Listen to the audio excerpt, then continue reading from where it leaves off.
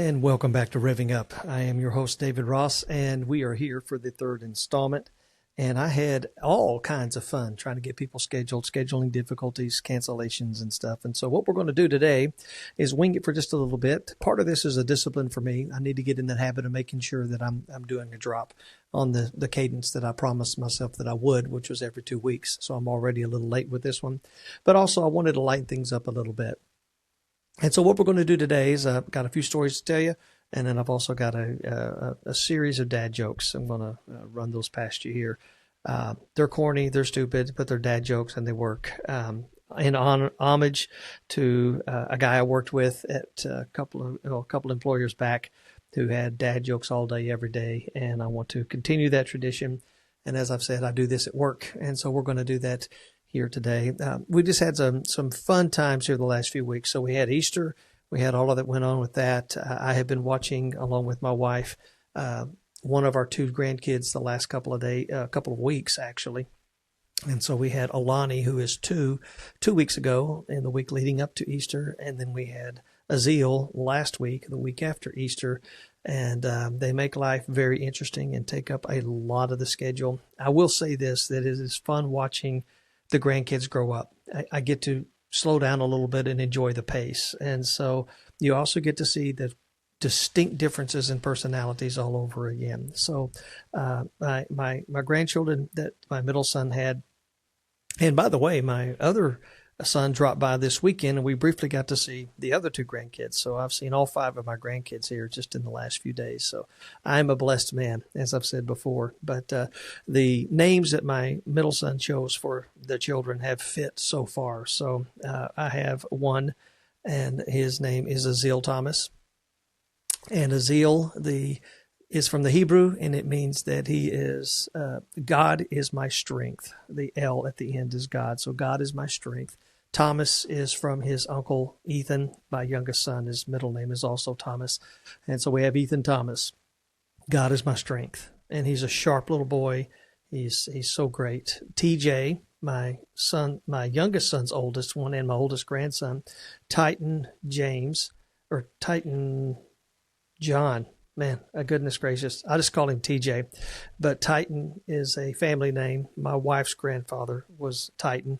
And I just love it. Strong, masculine name. And that is the sweetest young man you'll ever get around. I absolutely adore TJ. Eliana, his younger sister, is a pistol. And one of the best times I've had with her in recent months was her third birthday party back in March.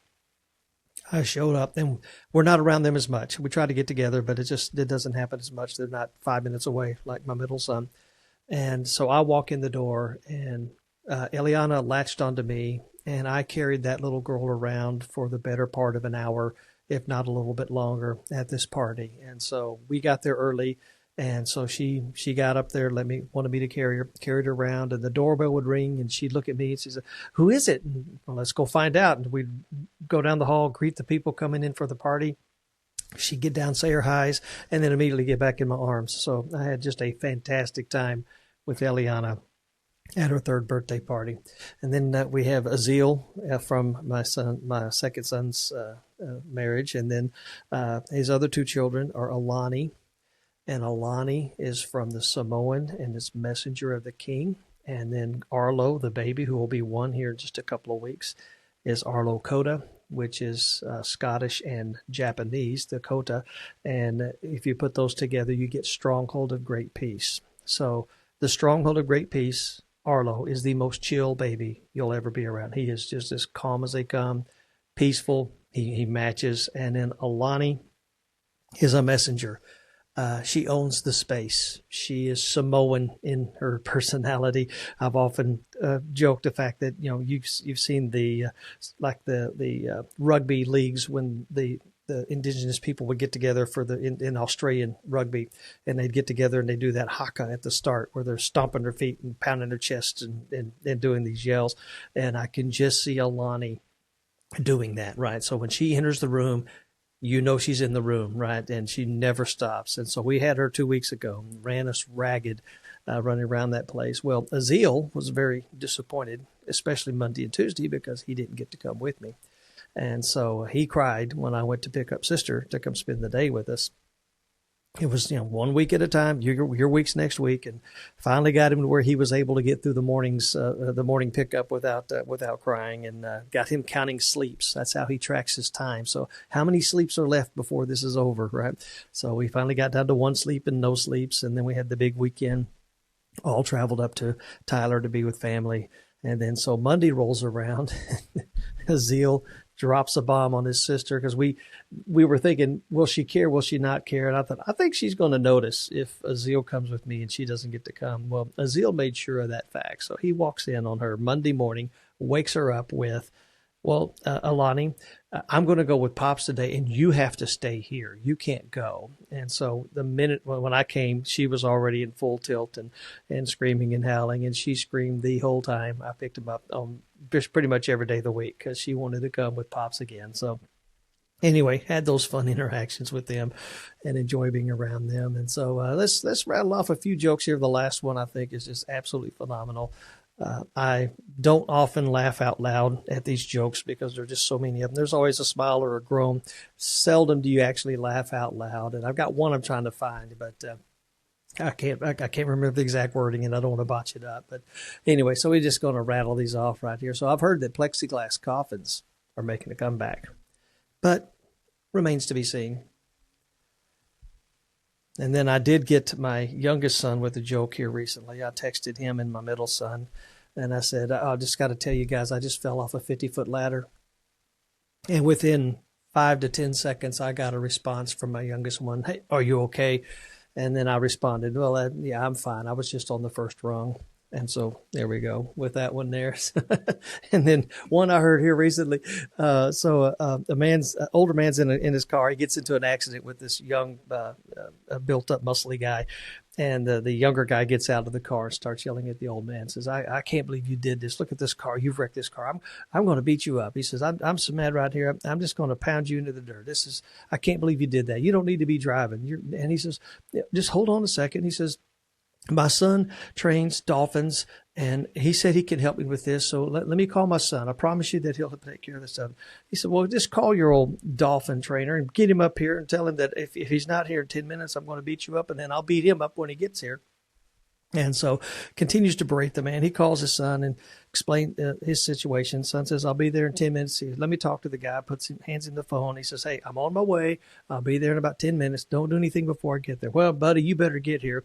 I'm not going to be standing up on my tail waiting for you to throw me fish. You better get here and take care of the situation, or I'm going to beat both of y'all up. So finally, the son arrives.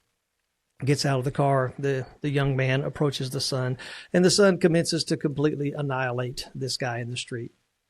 Beats the snot out of him, leaves him bloodied there, walks over to his dad, and he talks to Dad. Dad, you really have to drive more carefully. And for the last time, I am a Navy SEAL trainer. I do not train dolphins.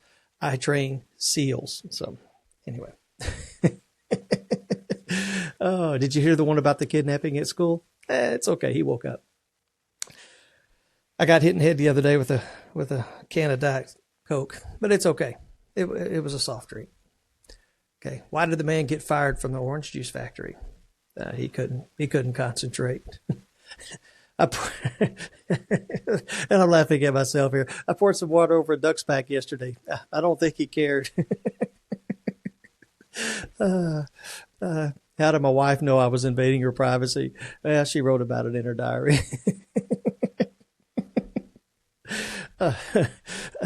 The guy who stole my diary went missing.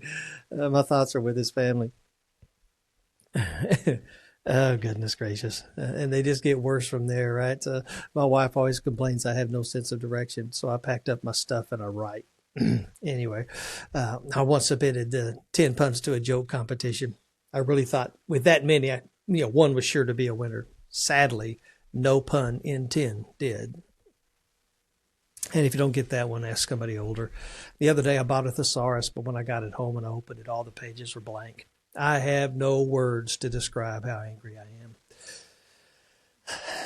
The owner of the tuxedo store kept hovering over me when I was browsing, so I asked him to leave me alone. So he responded, fine, suit yourself. And I will end this brief podcast with this one. if I could get through it without laughing. If you don't find this funny, that's okay. We'll be back in a couple of weeks with probably more serious topics, but I want to get this one in here. So my wife smiled in pride. She's beaming at me. I never dreamed our son could go so far. And I responded, I know. This trebuchet is great. Go get our daughter. And with that, we're going to end this thing. Thank you for tuning in to Revving Up.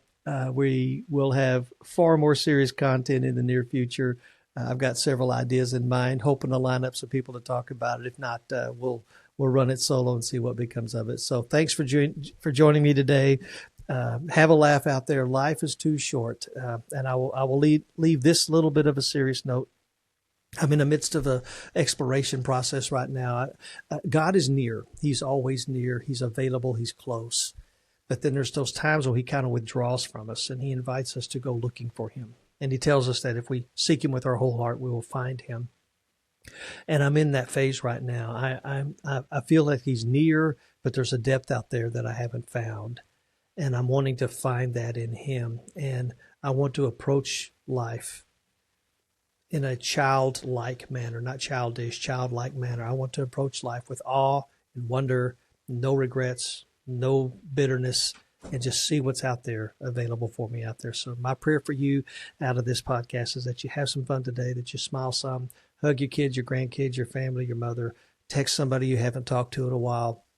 And let's find out what's going to happen as we continue exploring this walk together. So I'm David Ross. Thank you for joining me for this abbreviated and hopefully somewhat humorous issue of Revving Up. And we will catch you the next time around. Thanks.